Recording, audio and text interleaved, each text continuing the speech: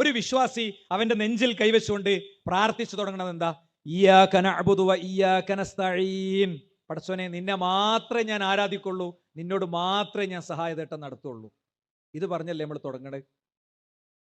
ഇതില് സ്വാഭാവികമായിട്ടും ഇയ്യാക നഅ്ബുദു വ ഇയ്യാക നസ്തഈൻ, നിന്നെ മാത്രമേ ആരാധിക്കുള്ളൂ, നിന്നോട് മാത്രമേ സഹായതേട്ടം നടത്തുള്ളൂ എന്നുള്ള ഇതിലെ ഈ മാത്രം വലിയൊരു പ്രശ്നമായപ്പോ ചില ആളുകളൊക്കെ ഈ മാത്രം ഒഴിവാക്കാനുള്ള വലിയ പരിപാടികളൊക്കെ ഒപ്പിച്ചിട്ടുണ്ട്. ഈ മാത്രം ഒരു തട്ടിപ്പാണ്, വെട്ടിപ്പാണെന്നൊക്കെ പറഞ്ഞ്.